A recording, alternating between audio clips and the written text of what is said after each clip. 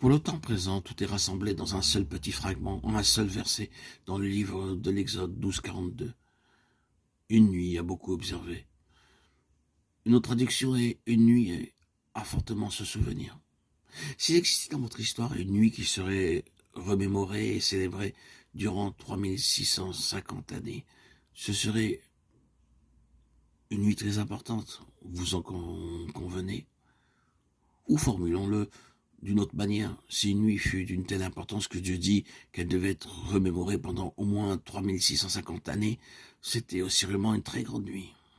Une nuit spéciale, une nuit formidable, une nuit particulière. Mais cela n'est rien. Il est possible que dans nos vies, il y ait une nuit qui aille bien au-delà. 3650 années sont seulement un laps de temps. Lorsque nous en venons au dessein de Dieu, nous chevauchons purement et simplement le temps, une expression qui gouvernait jusqu'au siècle des siècles. Voilà bien une nuit importante. Si à un moment donné nous y entrons, je veux dire que le jour où nous parvenons à cela est un très grand jour. Vous en convenez? Que nous l'appelions une nuit ou non, c'est un moment dont il faut tant se souvenir. Une nuit tant attendue. En venant à cette expression dans l'histoire d'Israël, nous savons que cette nuit-là, cette grande nuit qui devait être autant remémorée et observée pendant tant de siècles par la suite, était la nuit ou le moment de l'accomplissement d'une délivrance tellement désirée, longtemps attendue.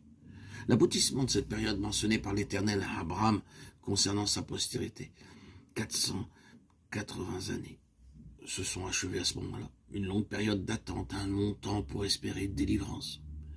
Dieu a attendu bien plus que cela pour obtenir ce qu'il pourrait obtenir ce soir. Nous verrons ce que cette chose est. Il se peut, chers amis, bien-aimés en Christ, frères et sœurs, qu'il y ait l'autre aspect à cela, que nous en soyons conscients ou non. Il est possible que nous ayons attendu depuis très longtemps cette heure. Voyez, le Nouveau Testament, de manière distincte et certaine, parle du fait que nous avons été élus en Christ avant la fondation du monde. Référez-vous à Éphésiens 1:4. C'était il y a longtemps, et cependant, avec tout ce temps qui s'étend derrière, des personnes entrent à présent au bénéfice de cette élection, dans la signification et la valeur de cette élection éternelle de Dieu. Et beaucoup d'entre nous savent que nous sommes entrés dans quelque chose avec le Seigneur. Il y eut un temps de crise et d'un mouvement précis de notre part. Mais avons-nous réalisé que cela n'était pas juste une occasion dans le temps ou quelque chose vers quoi nous sommes allés, ou qui est venu à nous à un certain moment? Cela jaillit directement de l'éternité passée. C'était un moment éternel, une heure éternelle, un jour éternel. Ce n'est pas seulement quelque chose dans le temps. Et ce qui est sur mon cœur, c'est d'essayer d'apporter devant vous quelque chose de l'immensité de ce à quoi nous sommes appelés.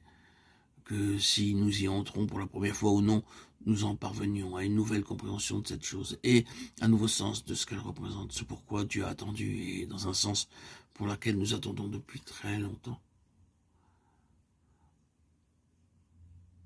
Depuis avant que nous soyons nés, si vous pouvez comprendre cette façon de parler, nous attendions quelque chose que Dieu nous destinait.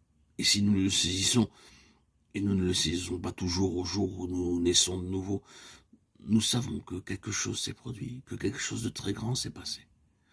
Nous avons le sentiment que c'est pour cela que nous sommes nés. Mais nous avons une compréhension très limitée de sa signification. Et là est prévu un moment ou des moments dans nos vies où quelque chose de cela déferle sur nous d'une nouvelle manière.